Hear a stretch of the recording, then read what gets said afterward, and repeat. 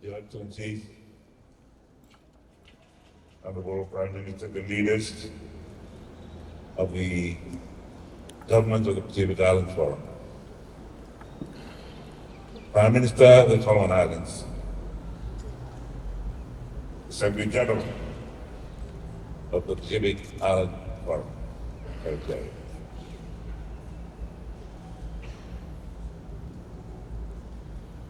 May I just explain very briefly the presentation we have just been a part of.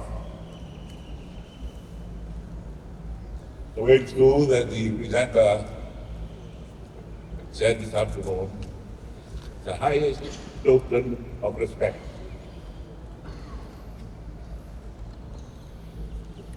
And gratitude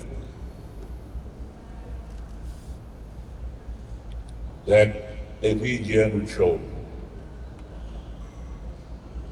when he had been or she had been welcomed or received into a community.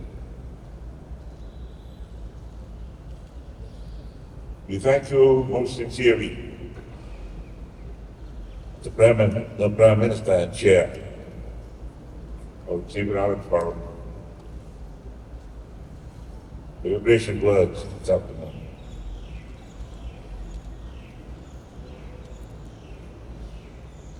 Today I'm mindful that I appear before you as perhaps a diminishing group of generation of Pacific leaders, tasked with the time-honored tradition of nurturing and cementing Vanua relationship. For the very tiny Vanua, land, Vanua, and their links that we have.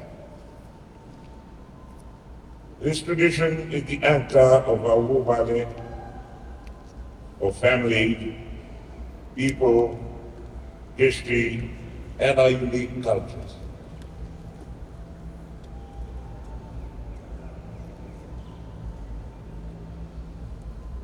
Before I enter these remarks on the ocean of peace, let me preamble by mentioning some issues that paint the emerging reality of our region.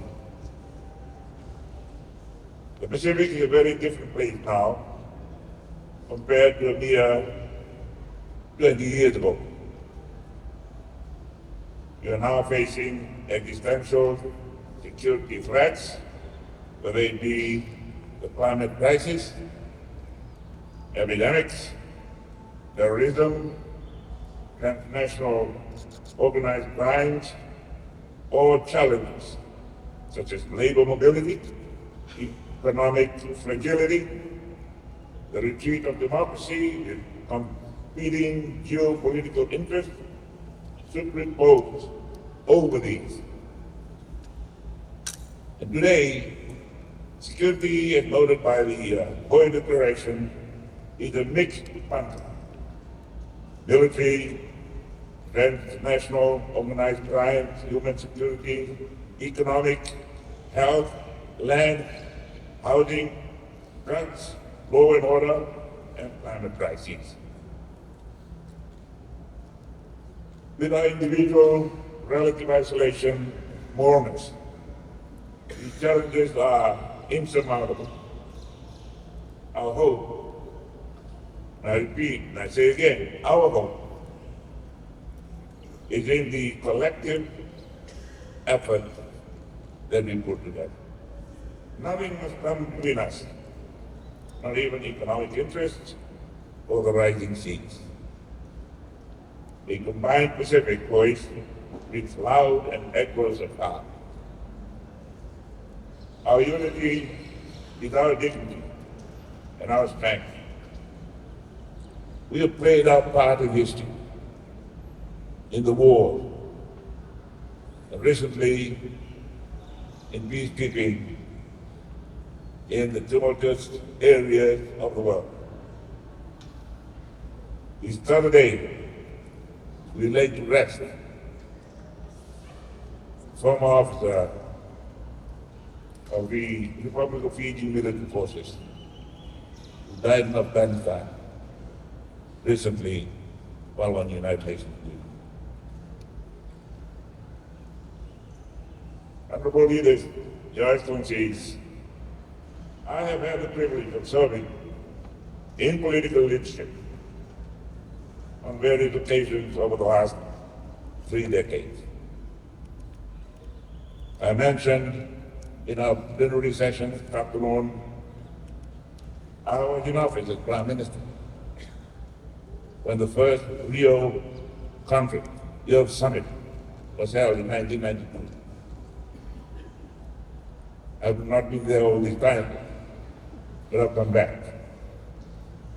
And I'm fortunate that we're now striving to convince the world that we should have the next COP after this year here at the 𝐏eace.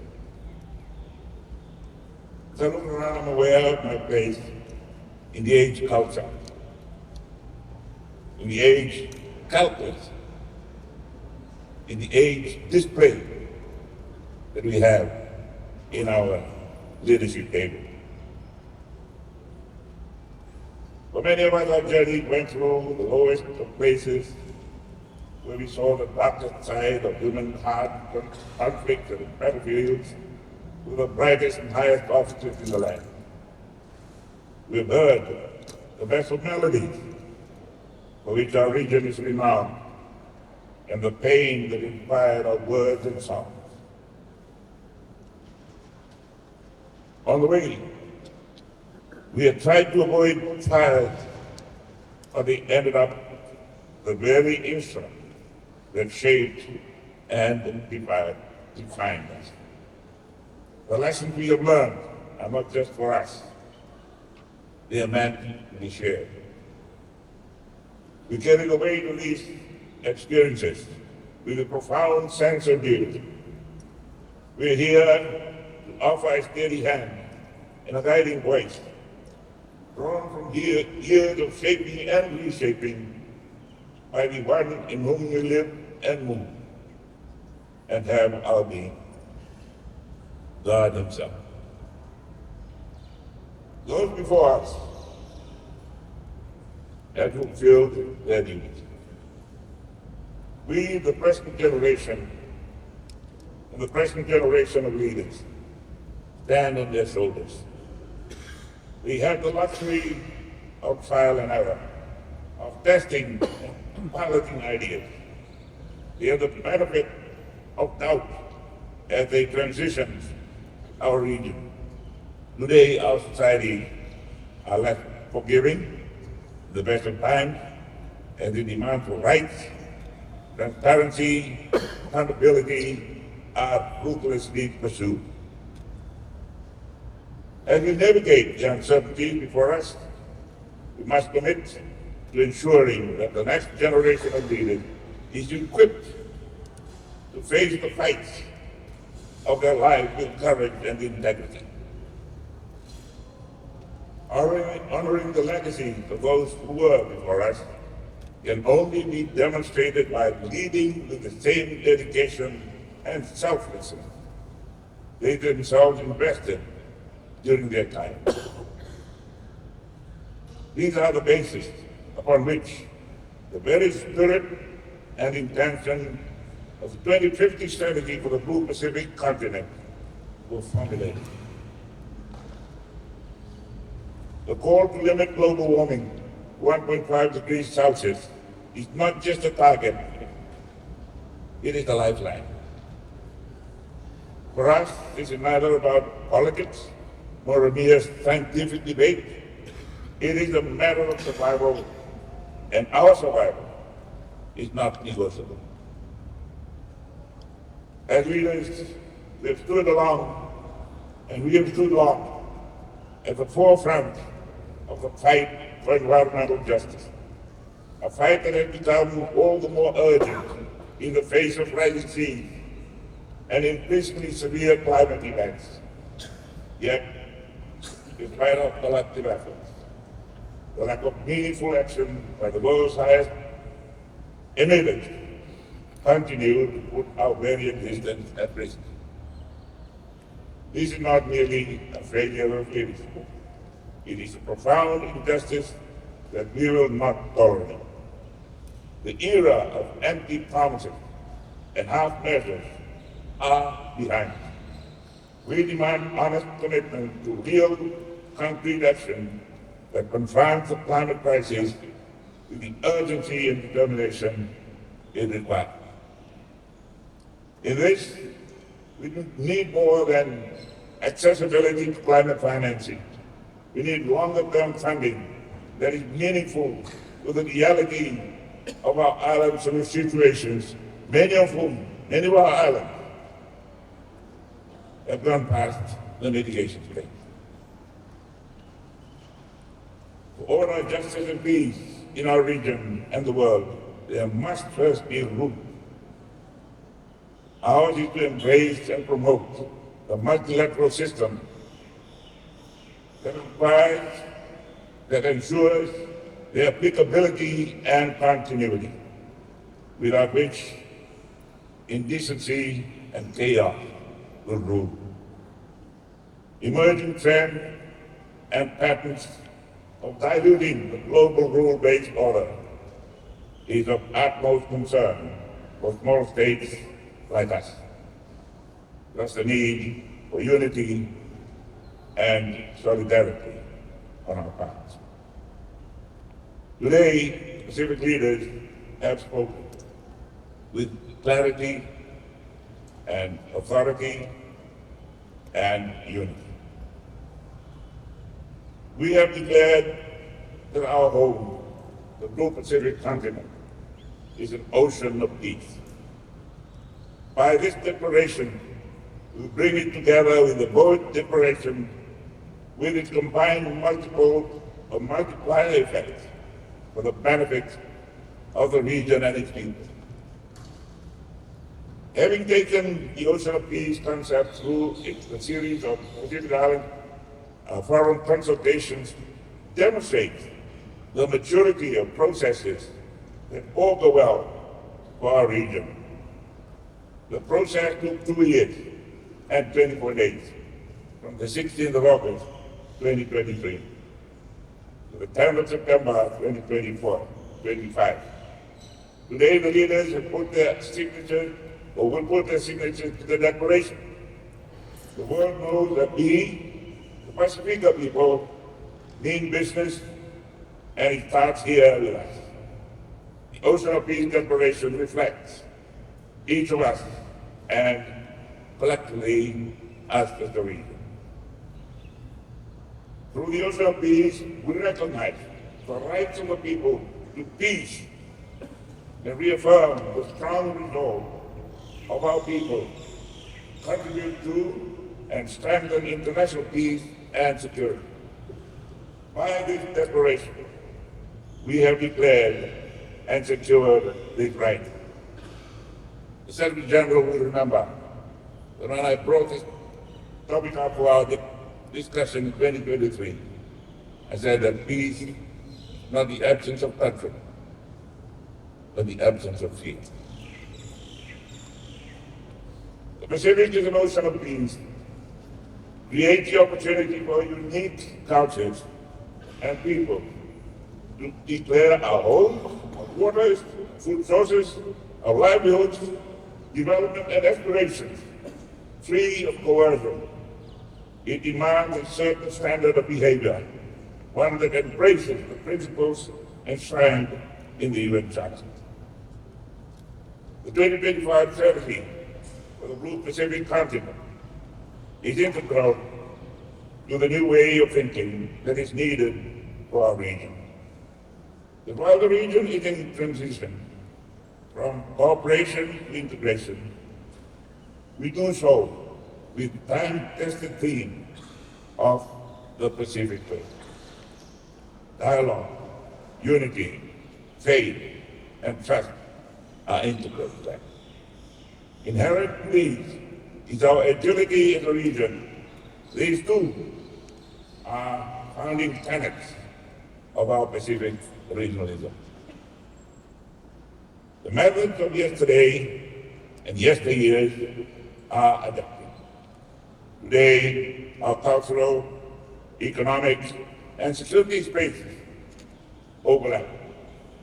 Our relative smallness and isolation, needs and challenges push us to the edge, even to live in contradiction. Here I recall Fiji foreign policy stance of family first, Pacific regionalism. Here constructive engagement is key. I say that again, constructive engagement is the key. In this space, this must be kept broad yet focused, visionary yet actionable, comprehensive yet specific, direct yet nuanced. Beyond our region, we will advance towards tolerance and respect for one another, for there cannot be trust before respect. We must be prepared to say and do what is right, not necessarily what is public. Unity for our Pacific family is fundamental for the ocean of peace to work.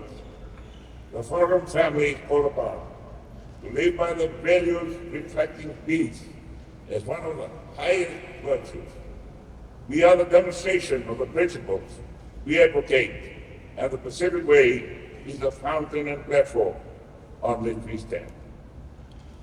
The ocean of peace is also an end state. It will demonstrate that our region is free from militarization, consistent with the UN Charter, while embracing multiracialism and the principles of collective action.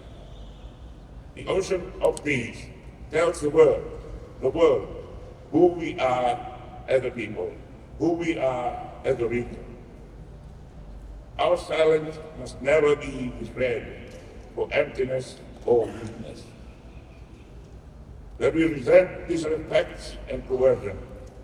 While we might be small, our determination and faith in God, in the God we serve, is the very source of our being and belonging.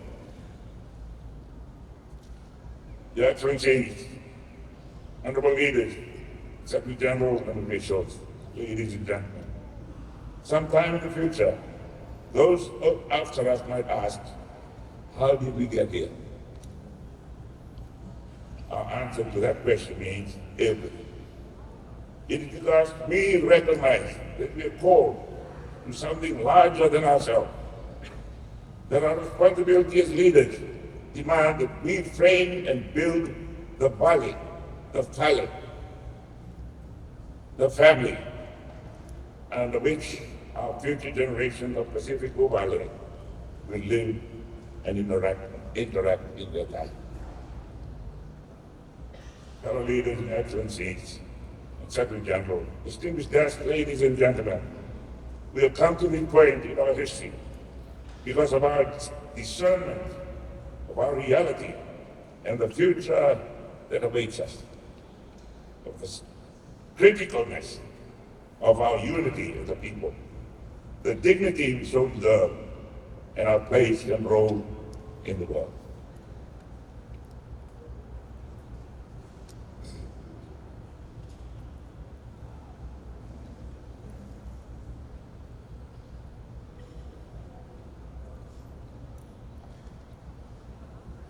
I'm grateful Prime Minister from a grateful nation. And on their behalf, I say, Honorable, thank you very much.